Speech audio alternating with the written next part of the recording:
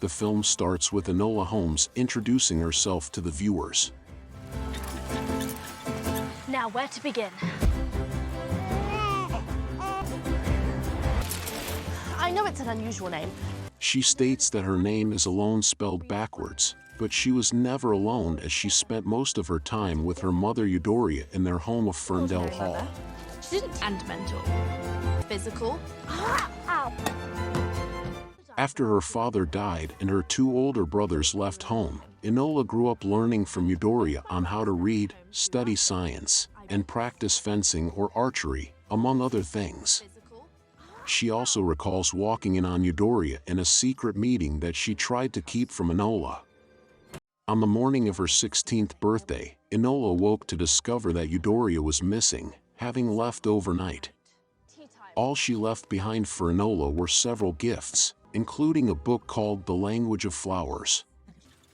Enola goes to the train station to reunite with her older brothers, the legendary detective Sherlock Holmes and eldest Mycroft, to figure out what happened to their mother. The brothers are surprised to see their little sister for the first time in ages. When they return to Ferndale Hall, Mycroft is stunned to find that Enola has not received a more traditional upbringing for young women, especially learning that Enola was homeschooled by their mother instead of getting a formal education. Sherlock surveys the place to find clues over Eudora's disappearance, believing that she left on her own accord as opposed to being kidnapped. Mycroft thinks Enola needs to be sent to a finishing school, so he contacts Miss Harrison to get Enola.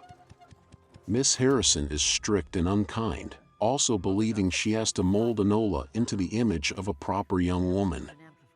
Enola argues with Mycroft over the decision, but even Sherlock cannot do anything to prevent it. Enola retreats to the woods outside to sketch, where Sherlock goes to speak with her. He brings up a little pinecone that she kept as a pet and dragged around everywhere called Dash, named after the Queen's pet, but Enola barely remembers. She asks him why he was absent from home for so long or never wrote back, even saying that she kept clippings of all his cases. That night, Enola looks into the clues Eudora left her in her gifts. She finds a piece of paper that begins with alone, meaning it's a message specifically for her. It reads, backwards, Enola, look in my chrysanthemums. Enola goes to find Eudora's flower paintings and finds an envelope with money and a message that says our future is up to us.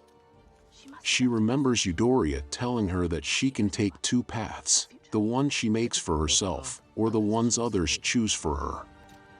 Enola decides to take the case on herself and sneaks out of Ferndale Hall dressed as a boy.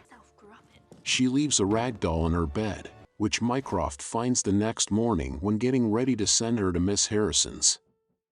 Enola goes to the train station and sees a woman looking for her son. This is my son. It leaves.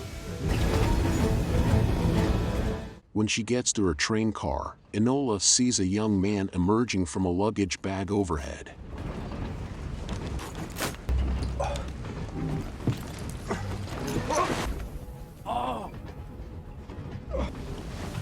Hello.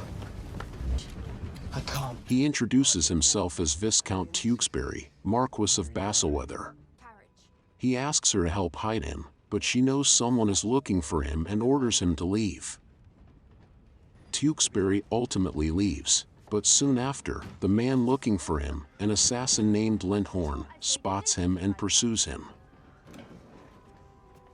Although Enola tries to make her way out, she turns back around after realizing Tewkesbury is in real danger. Lindhorn attacks Tewkesbury and tries to throw him off the train, but Enola hits him with a crowbar and rescues the Marquis. The two then jump off the train to escape Lindhorn. Enola and Tewkesbury wander for a while until they are out of sight and can stop to rest for the night. They discuss their dead fathers and why they ran away from home.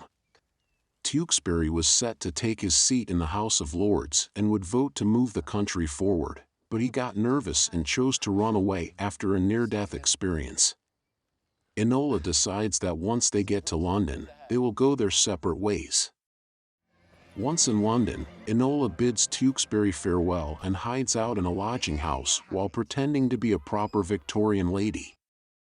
Meanwhile, Sherlock and Mycroft make plans to locate Enola, although Sherlock reads about a disturbance on the train and figures his sister was involved. Enola continues her search for her mother by trying to leave ciphers in the newspapers she frequently reads so that she may also find her. Enola later comes across a jiu-jitsu class taught by a woman named Edith, who knew Eudora and recognizes Enola. She tells Edith what her plans are, but she tells Enola that Eudora has always been hiding. Enola recalls the meeting she walked in on, as Edith was there, and Eudora and other women were discussing someone named Ellie Houseman. However, Edith will not give her any useful information. Enola then finds a scroll that leads to more clues, which she uses while remembering other words discussed during the meeting. It turns out Ellie Houseman was just code for Limehouse Lane. Enola goes to Limehouse Lane in hopes of further locating her mother. She comes across a warehouse and uncovers what appear to be explosives and other plans, indicating Eudora is plotting some kind of revolutionary act. As Enola leads, she is found by Linthorn, who attempts to drown her while trying to find Tewkesbury, but Enola fights back and escapes his clutches after setting off some explosives. She then resolves to hold off on finding Eudora and instead turns her attention to finding and protecting Tewkesbury, as she cannot help but feel some responsibility for his care.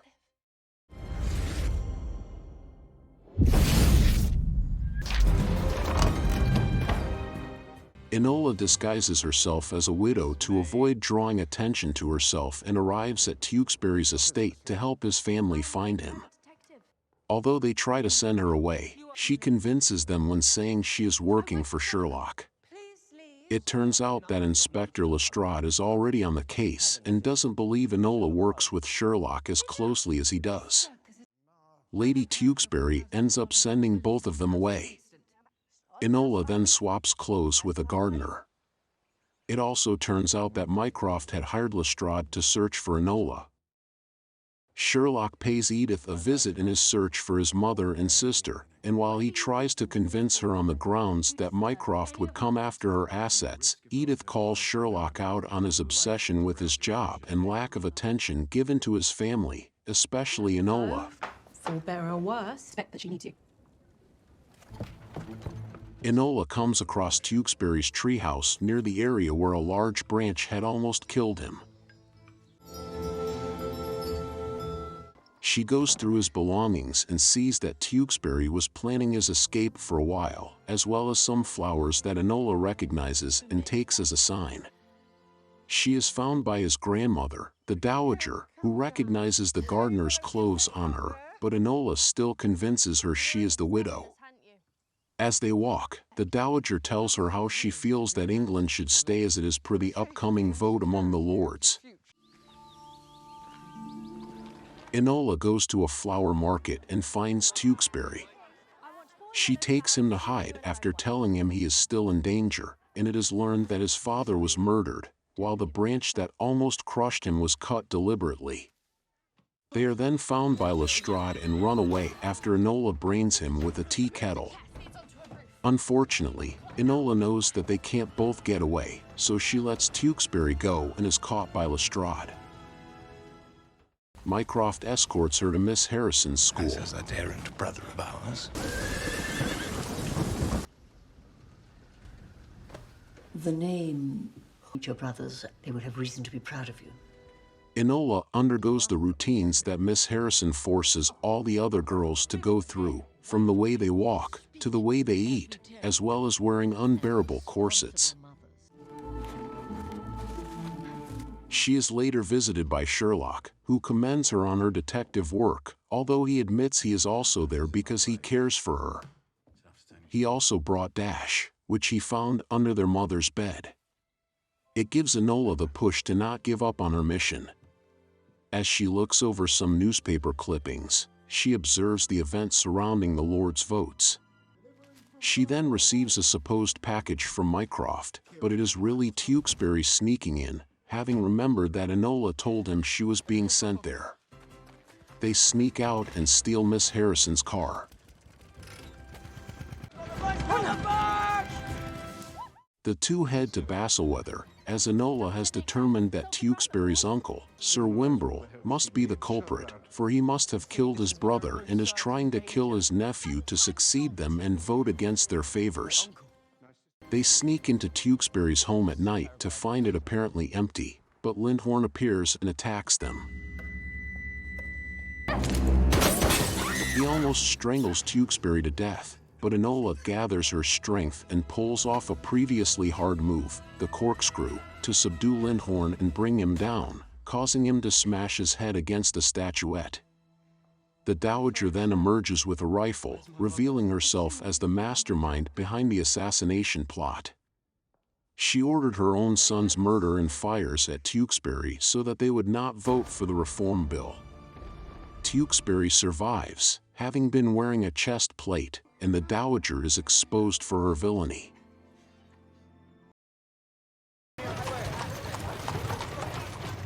Sherlock later goes to Lestrade to report on the Dowager's guilt in the crime. Lestrade asks how he came to that conclusion, and after Sherlock gives his analysis, Lestrade comments that Enola solved it first. Sherlock leaves chuckling to himself. Tewkesbury accepts his new position in the House of Lords and gets ready to cast his vote. Enola sees him one last time to say goodbye. As she goes home, she finds the day's paper and comes across a hidden message that was apparently from Eudora, telling her to meet at the Royal Academy, which Enola finds suspicious given that place's exclusion of women, so she believes Sherlock is behind this. Sure enough, he and Mycroft are there waiting for her, and she never shows. Sherlock says he would like to take her as his ward. Before the two leave, Sherlock finds that Enola left Dash on a nearby statue for him. He walks past her as she is in disguise, and he seemingly knows it's her, leaving Dash there with her. Enola goes to her lodging house and finds Eudora there in her room. Although she is only going to be there briefly, she tells Enola she is sorry for leaving abruptly, but she explains that she had to leave to keep Enola safe so that she would not have to get involved in her personal activities. Eudora also tells her daughter how proud she is of how she turned out. They embrace before parting ways again.